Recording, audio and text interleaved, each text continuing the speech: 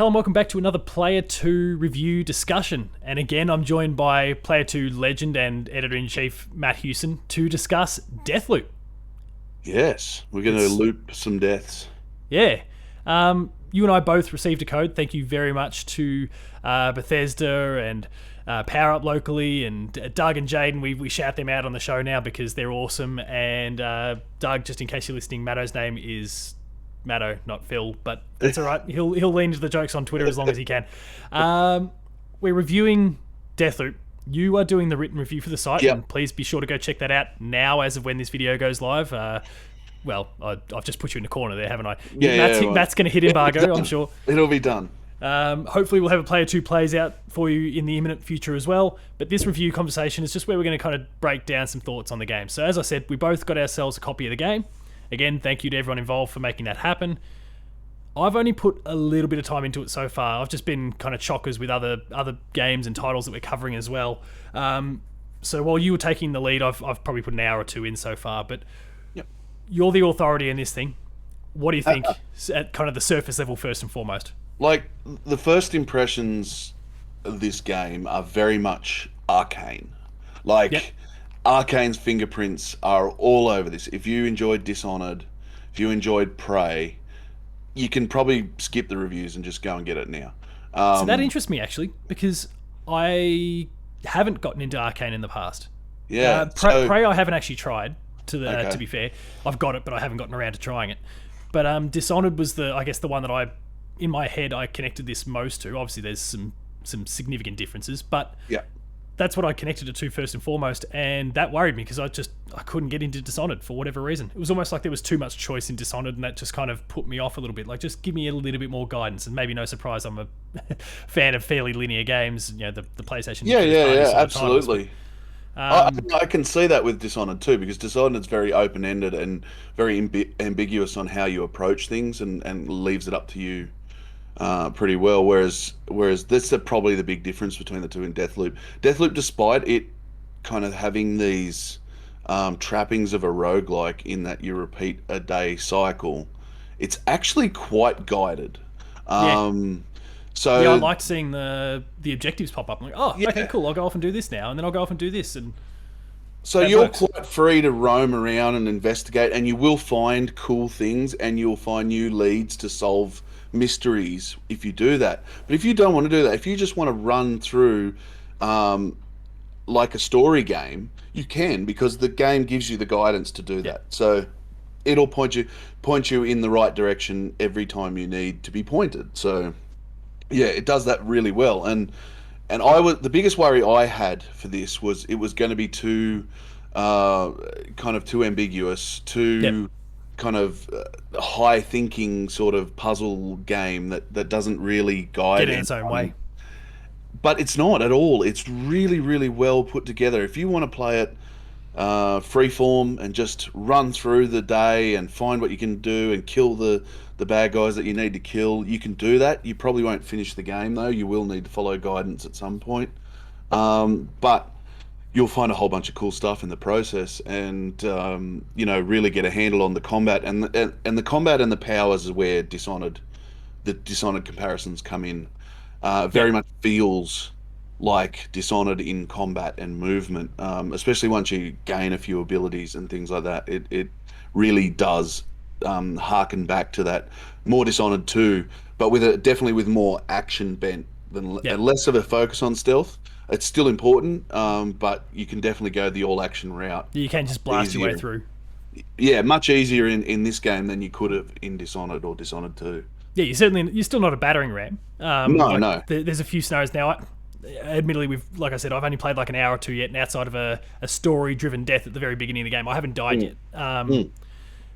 Even with the two revivals that you can get per run, like I haven't had any of that yet. But I've gotten myself into some ugly situations I've had to run away from, or I've been very, very lucky to have blasted my way out successfully. Like, it's you're not a battering ram. Like, you still need to play strategically. You still need to utilize the skill set that you've got, the growing skill set that you'll get, the quite cool range of arsenal that you've got up your disposal. You can obviously dual wear, like dual weapons at the same time if you want.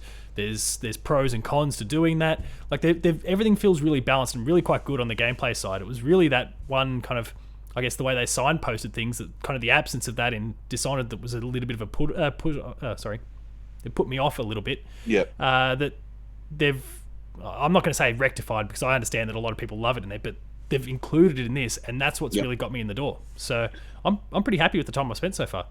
Yeah, absolutely. And I think what this game does really well, especially where combat's concerned, like you said, you do need to think strategically, and taking into account your powers and your environment is super important to being successful. There's one instance where you gate crash this party looking for one of the important figures that you're supposed to knock off.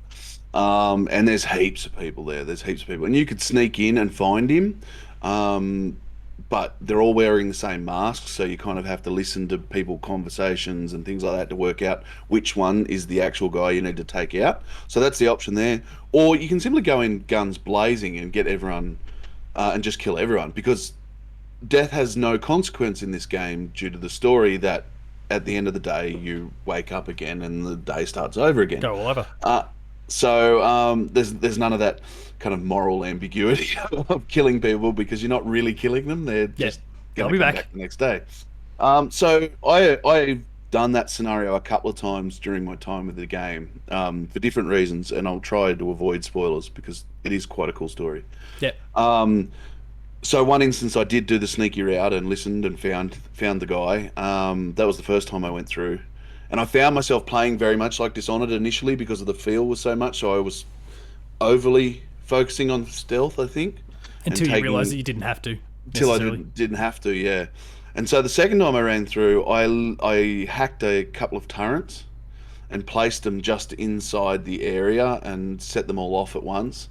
And fired one shot and watched all the enemies come running out into this kind of torrent of gunfire from 3 different turrets all around the top. You're a monster, but that's cool. I like it. It was, so that's the sort of options you've got there. And I just watched as all these people ran out because they heard the noise. And you got about 7 of them without even blinking, just because they all ran out to try and get me. And the rest were easy pickings after that. So, you've very clever. I like it. Yeah, there's a whole bunch of cool ways to approach these things. And as you get to know, because you're playing the same 4 areas over 4 different time periods in each day, you really get to know them. You get to know the maps inside out. And that's really important for this game. I was worried it was going to feel a little sparse in content because you've only got these 4 areas, but they do change significantly enough from time period to time period that morning to night there is a significant difference to what's happening in that area. Yeah. For example, the main area, the first area you go in where Colt's apartment is, in the morning is fairly quiet. There's a few people around. You can sneak in pretty easily, but come nighttime there's a concert going on. So there's hundreds of people. They're all there to watch the fireworks display. So you've got to take the approach differently. Yeah, it's quite cool. Yeah. So, and then the scientific compound in the morning is quite full of people, whereas at night there's only one person there. But there's a whole bunch of traps laid out instead, to catch you unawares. So there's a lot of thought gone into these environments, and they're incredibly well designed. And really encourage people to just get to know them and explore every nook and cranny, because there is advantages to be found by knowing that map really well. Yeah. Oh, I mean, there's lots of kind of obscured pathways and those sorts of things. Like even as I entered one of the other regions for the first time, I just noticed that there was a crate, or timber slats just kind of laying across something. I'm like, oh, hang on, I reckon I can break them. Kick those. There's a door behind it with a doorbell. I'm like, all right, like I can't get in there now, but I'm aware of this, and that's going to connect to something, and then I'll have that probably as a way to get out through as I'm escaping someone later, or maybe it ends up being a shortcut. I'm like, okay, I can see all of these threads that are there, and at the moment they're all just kind of loose and hanging, but I'll be able to connect these up as I explore and as I improve my knowledge of the environment, but also bringing my skill set with me that's developed and enhanced and improved as I've found things and progressed further into the game. So they've done a really good job in that space. Like, I can already see that now, and I haven't had to entertain it yet. Yeah, they bring in Because obviously the goal, if you don't know, the goal is to take out these 8 visionaries in one day. That's how you break the time loop. So you've got 8 people to kill in one day. But the trick is to try and get 2 or 3 of them in the same spot at the same time, so Yeah. you can actually achieve that. You could go through and kill 4 quite easily because you can do 1 in each time period. That's not too hard. It's the trick about finding where they're actually going to be, or setting up events in the morning that will lead them to come together at night. And that's how this story kind of works together. And I was really really concerned about how they would pull that together, because it is quite the difficult concept. Like, I can imagine their flow charts on the big whiteboard Oh yeah. at Arcane would have been insane. But they've done it. Like, they've done it really well. And I finished the game yesterday. Well, I think there's more than one ending. I can't say that for sure, but that's what it feels like based on what happened. Yeah. And how it all comes Satisfying together. ending, by the way. Without Yeah, spoiling. very. Yeah, I thought it was really good.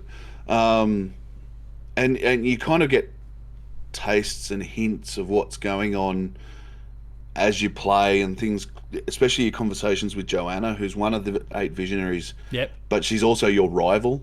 So she basically Juliana. Juliana, not Joanna. Yeah.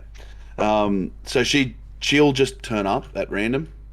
You'll be Yeah, that just hasn't happened to me cruising yet, along. but it's been intimidating. Like, just the fact that I know that's a thing that can happen has me on edge as I'm moving through the environment. Yeah, and so you'll be walking around, and all of a sudden you'll see like Juliana's come in, and your doorway out of the area is locked. So the only way to get out of the area with Juliana around is to hack the radar. And you go to hack the radar, and you can almost guarantee Juliana's hiding somewhere near the radar, waiting for you. And she Knowing has that that's different, what you're going to do. yeah, she's got different powers each time she faces Yeah, you right. too. So sometimes she'll have the invisibility power, and you've just got to watch for this kind of purple shimmer. Other times she'll have the blink power, or what it's called, slip, I think, in this one. But yeah, essentially blink from Dishonored, where you can just kind of teleport yourself Oh, no forward, thanks. or and she'll have different guns, but killing her is really, you get a really good reward, and cool weapons and things like that you can, excuse me, infuse, so they can keep coming with you each run. Yeah, I mean, yeah, like I said, I haven't had to deal with Juliana yet, and I guess there's like, even from the main menu, there's that opportunity to break the loop, or Protect what's the other loop. one called? Yeah. Have you dabbled in that so Yeah, far? I had a Is that quick kind of where the game of it. multiplayer kicks in, and you can That is the multiplayer. yeah, So and you assume the role of Juliana and try and take people out while they're playing? you try and take Colt out. Yeah, Yeah. that's the main purpose of that. So you become this kind of assassin looking for Colt, but you can kind of do things to draw Colt out a bit more, and try and trick him in. You can convince other, you can work events so other of the visionaries end up in the open and kind of act as bait for Colt. Yeah. So it becomes tempting, because when you're playing, those visionaries are your goal. And Yeah. so if you get notification there's a visionary around, you kind of end up beelining towards them, because not only are you supposed to kill them to finish the game, but they give you the best powers and And all it's the all kind time of sensitive mystical. too. Yeah, So you've got to yeah. be quick. So, and you see them pop up, and you go, all right, I'll run over there, and then all of a sudden Juliana's there waiting for you, and shit hits the fan pretty good. But it's super satisfying when that happens, and you get away with it. It all becomes like everything's planned, everything's stealthy. You're moving through the level. Fuck, it's all gone to shit. But then if you can come out the other end Yeah, despite all that, yeah, there's the yeah. satisfaction. That's kind of cool. And so the Colts in those scenarios, when you are like, there are other people playing the game, is that right? Yeah. Yeah, yeah. Other But people playing when the you're game. in So. when you're in the break the loop mode, that's just an AI controlled Juliana. No, well, you can actually set the game to allow friends or anyone in the public to take control Right. of Okay. Juliana. Yeah, or you can play just single player. Their options up to you.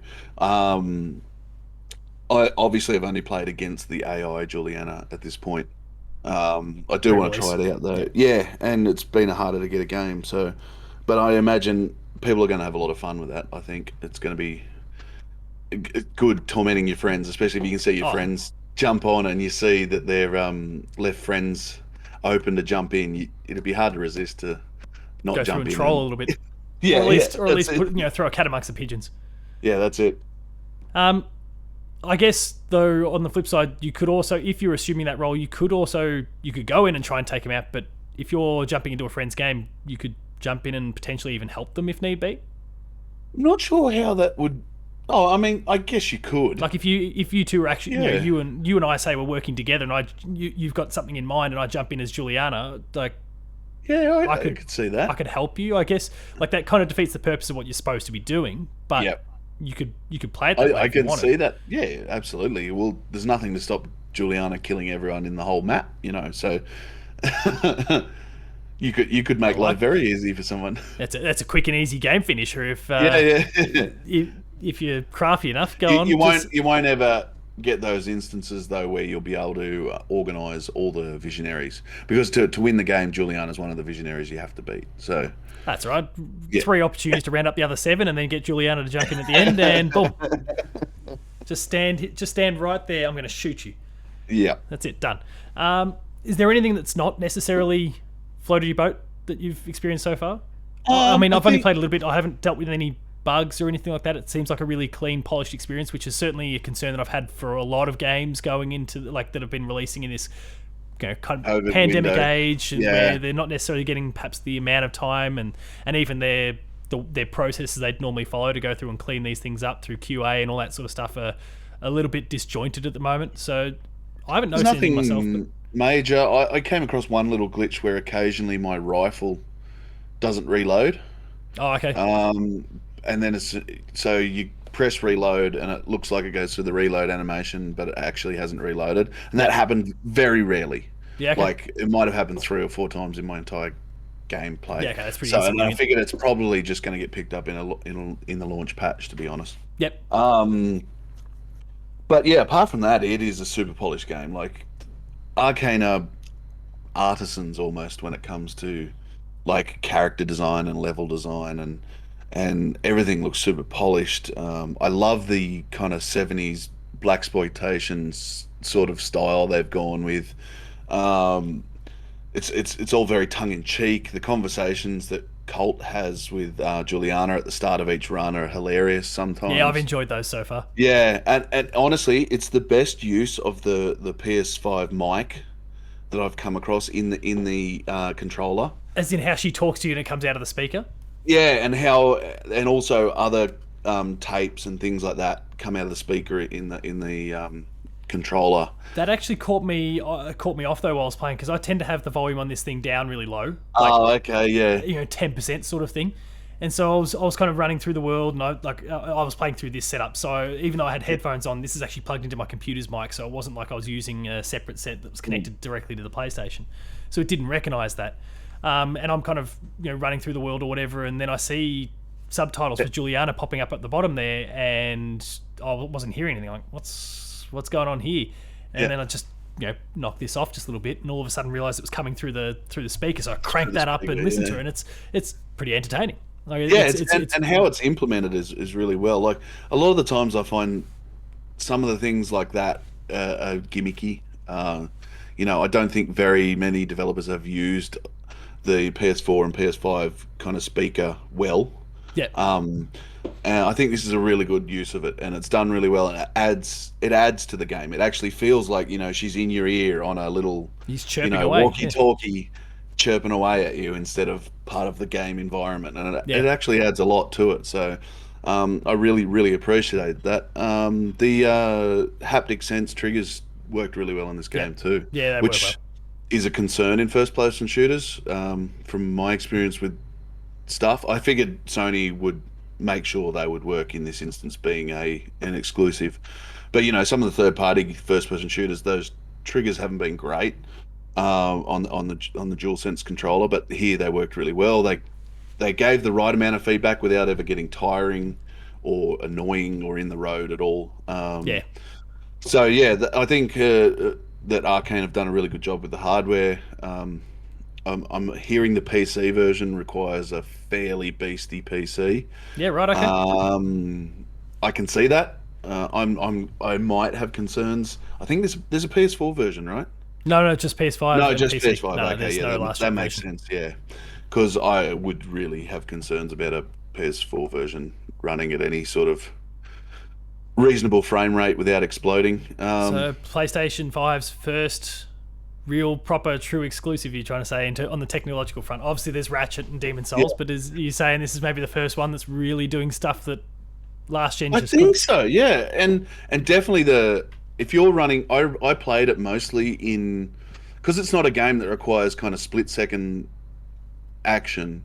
I played it in the 30 frames ray tracing Yeah, mode. okay. Um, it's a really good looking game. It does look great. I I'm a It's got big its own style, but it looks great. yeah. I'm a big ray tracing guy. I really enjoy what it adds, but I don't like it if the ray tracing takes you away from the game or Yeah, reduces the frame rate. But 30 smooth is fine for this game. You can run it at 60 without the ray tracing if you want. But I didn't notice too much of a difference in yeah, I'm with you. like gameplay. Yeah, I mean, So it I looks enjoyed it fantastic. with that. Yeah, I need to, at this point, I've been playing it here on my my monitors, which aren't, they're not 4K ones, but I've got the yeah, 4K yeah, TV in the house, and I would very much like to plug it into that and just see how this thing looks when it's cranked up to 11. yeah, Um, but yeah, I mean the game looks great, and sounds great. Obviously the control thing, the implementation you talked about before. Once I worked out what the hell was going on, that it was actually yeah, coming from the controller, which it shouldn't have fooled me for as long as it did, because I've played plenty of games that have done it on the PS4. As you said, not necessarily have they all worked overly well, but I'm familiar with the yeah. concepts, so it shouldn't have caught me off guard that it was coming out of the DualSense here. But no, like that was implemented really well, and even just the little things like the sound effects as you're crunching through the environment a little bit, you're hearing that underfoot, which knowing what I know about Dishonored and the way they've gone in the past, like I figured every little sound is something that could be picked up on, so I'm conscious of the noise that I'm making, and Yeah. but the pop as you're shooting, it all just works. Like they've all the effects that those layers of immersion that they're adding, like they all work and have been executed really well. And they never feel like it's just gameplay for gameplay's sake. Yeah, Like it all has a piece in the puzzle that is yeah. Deathloop. It's very considered. Is a good way to describe it. Everything you do is considered. Everything you can do has been considered. I don't think there's going to be like a lot of the times you hear stories of devs going, I'm not sure. I never expected players to do this with my game. Yeah. I don't think that's going to be That's the not an case issue with these sorts of with games this for them. with Deathloop. I think Arcane have absolutely thought about what everyone's going to do Look, in their there'll be some weird exceptions to the rule for the Oh, most part, because absolutely. I mean, you think about Breath of the Wild and everything. Like people, Nintendo just opened it up for everyone to do what they Yeah. could, and even then was still astounded. And I think that's probably a similar sort of story here, where they've provided everyone with the tools, and Yeah. they've got probably 90% of what people could do Yeah. accounted for, but there's going to be that 10% that is just going to blow some minds, and I can't wait to comb through YouTube and see how someone's Oh, managed to. the way the powers will combine in this game, and the way some people think about things that come at things from a different angle. Yeah, I would like to see someone that hasn't played Dishonored approach these powers for the first time, because a lot of the powers in the game are from Dishonored. There's the blink teleport one. There's the chain one where you can would damage you do to one person will chain on to the next yep, few yeah, people. So if you get a headshot on one person, all three die. pop, pop, pop, yeah. Yeah. They're from Dishonored, so I immediately knew what I was doing with those, but I played it like I said earlier, like I would have Dishonored, because that's how I use those tools in that game. Yep. It'd be really interesting to see someone that Apply hasn't them got in a any new way. history. Yeah, think about them in a new way in this game's context without having that history with Arcane. I think it'd be very interesting. Yeah, no, I mean, I'm pretty close to that. Like, but I have messed around with Dishonored a little bit, so I do Yeah. understand some of those basics. So yeah, someone who's completely clean slate, never played Yeah. one of these games before, I guess it would be quite interesting without that that prior knowledge. Any closing thoughts at all before we wrap this one up? I think this is a real winner, and I had reservations about it. I thought there was some potential pitfalls in the pre-release stuff that I'd seen for it, and they seem So to have much avoided pre-release stuff. all of them. Yeah, there was lots. So much. It went for a long time. Like it got delayed, what, 4 times, I think. But yeah, it's really good. They've managed to avoid all those pitfalls, and there's definitely that, like I said, that Arcane flavor to it. So if the combat feels like an Arcane game, it's a very unique feeling sort of Yeah. first person series. So there are going to be people that bounce off it just for that reason. Yeah. Oh, it's not gonna be for everyone. No, but I think it's the best game they've made as a complete experience. Oh, fantastic. I honestly feel that Dishonored 2 I loved. Dishonored 1 I struggled a bit with. Dishonored 2 took it to the next level and I really enjoyed. I really enjoyed Prey, but it kind of had this dead part at the end of it, which was Yes, it I've was kind heard of the like ending was pretty lackluster. it was like 5 hours too long. Yeah. It was a 20-hour game that should have been a 15-hour game, and that kind of dragged. But this is tight. And we don't talk about Wolfenstein Youngblood. No, that was an experiment, sort of Yeah. of a B team sort of thing. But I think this is their most complete game from start to finish. That never feels like your time's wasted. Never feels like they're just dragging things out for the sake of game time. Everything has a purpose. Everything feels considered, and it's all put together wonderfully. So yeah, really, really well done. Yeah, great to hear. All right, well, we'll wrap things up there. That is Deathloop. The game is available tomorrow, as of Yes. when we record this and when this goes live. So, yeah, you can go pick it up on PS5 and PC tomorrow. Again, thank you to PowerUp PR. Thank you to Bethesda. Everyone that's helped helped us get our hands on this copy of the game. You can go check out Matt's review on the website, player2.net.au. You'll find a Let's Play, our Player 2 Plays up on the YouTube channel as well. So if you're catching this on podcast feeds, jump across to both YouTube and the website to catch up on all that content as well. That's about it. Matt, Yeah. if people want to catch up with what you're up to, where should they go? Huso81 on Twitter, but also obviously Player2AU. It's I float between the two. Yeah. If it's something with swear words in it, it's probably under me, not under Yeah. Player2. So yeah. Paul James Games for me, and again, everyone, thank you for tuning in. That was Deathloop.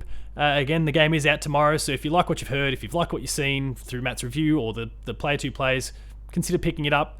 Matt's saying it looks like it's the first real proper PS5 game. So I think so. Yeah, Ratchet and that, Ratchet but I think Ratchet did a lot of good things that had been done before, but it's just done better. I think Deathloop's really using the hardware well. Awesome. Everyone, go pick it up. Thank you very much for watching. We'll see you later.